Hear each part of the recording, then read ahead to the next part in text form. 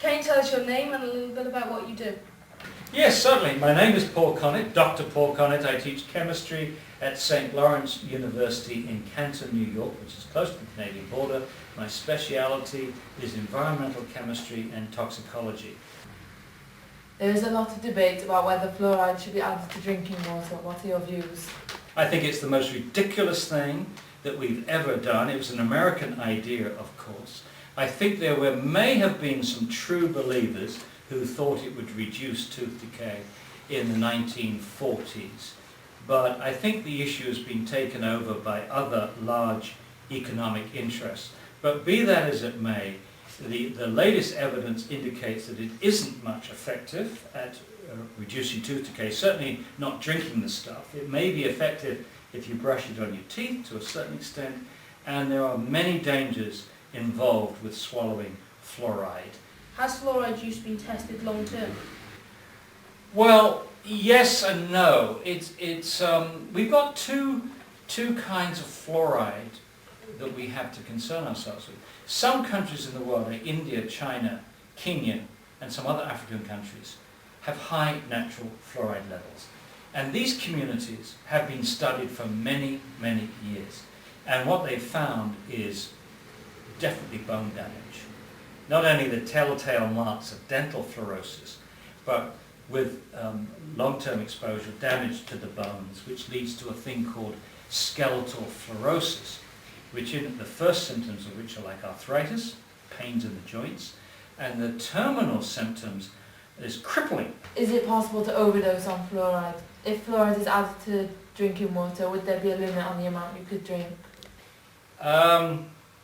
The thing which I'm most concerned about in terms of limits, I've given you two numbers. 1 part per million is the level we add fluoride in the United States. 4 parts per million is the level that we have to take it out.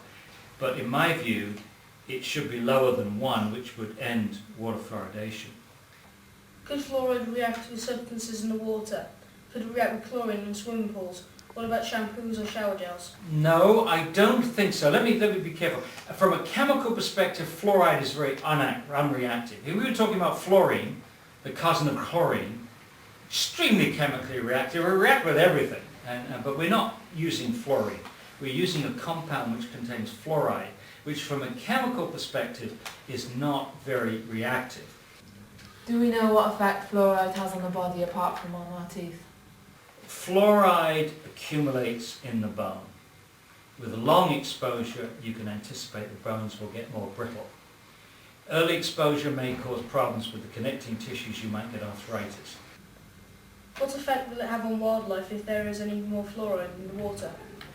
I think most wildlife is probably going to be unaffected.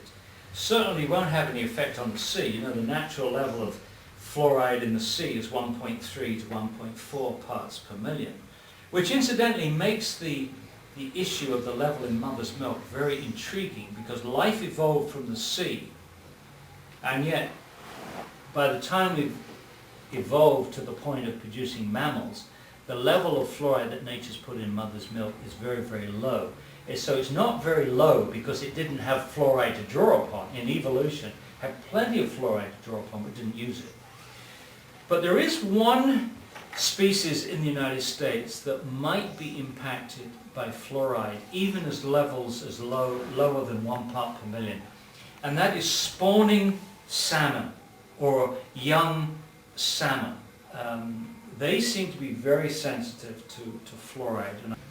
Does fluoride accumulate in the body? Yes, absolutely. It accumulates in your teeth, of course. It accumulates in the bones. No question about that. About 50% of the fluoride that you take in each day is excreted through the kidney. The other 50% is largely stored in the bones. Does fluoride affect babies or pregnant women? Well, we've had studies from China where aborted fetuses, and there's a lot of abortions in China because officially you're only allowed 1 child per family in China. So there's a lot of abortions, and they've looked at aborted fetuses. And they found in naturally fluoridated areas accumulation of fluoride in the brain, some evidence of brain damage, and some evidence of bone damage.